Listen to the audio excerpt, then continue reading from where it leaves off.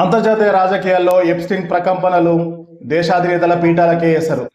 Epstein ప్రకంపనలు అగ్రరాజ్య అమెరికాను దాటి ఐరోపా ఖండంలోని ప్రధాన దేశాలను తాకాయి.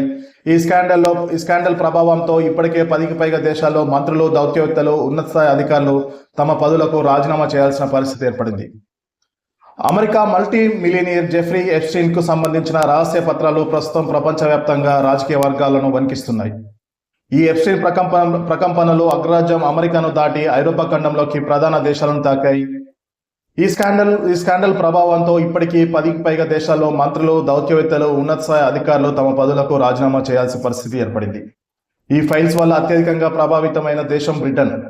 ఈ ప్రధానమంత్రి కీర్ స్మార్టర్ ప్రస్తుతం తన రాజకీయ జీవితంలోని అత్యంత కఠినమైన దశను ఎదుర్కొంటున్నారు. అమెరికాలో బ్రిటన్ మాజీ రాయబారిగా పనిచేసిన పీటర్ మండెల్సన్ కు ఎప్స్టీన్ తో ఉన్న సంబంధాలు ఈ ఫైల్స్ ద్వారా బయటపడ్డాయి. మండెల్సన్ గతంలో ప్రభుత్వ రహస్యాలను, కీలకమైన దౌత్య సమాచారాన్ని ఎప్స్టీన్ కు చేరవేసినట్లు ఆధారాలు లభించాయి. ఇటువంటి వివాదాస్పద వ్యక్తి కీలక పదవిలో నియమించినందుకు ప్రధాని స్మార్టర్ తీవ్రమైన విమర్శలే వస్తున్నాయి. ఈ క్రమంలోనే ప్రధాని చీఫ్ ఆఫ్ స్టాఫ్ మోర్గాన్ ఇప్పటికే రాజీనామా చేశారు.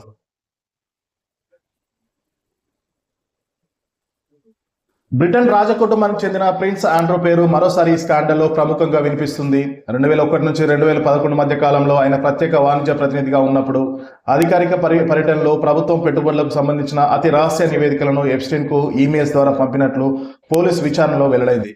దీనిని అధికారిక రహస్యాల చట్టం కింద తీవ్రమైన నేరంగా పరిగణిస్తూ పోలీసుల విచారణ వేగవంతం చేశారు. బ్రిటన్తో పాటు నార్వే, స్వీడన్, స్లోవేకియా, ఫ్రాన్స్ వంటి దేశాలను కూడా ఎప్స్టీన్ సంబంధాలు బయటపడుతున్నాయి.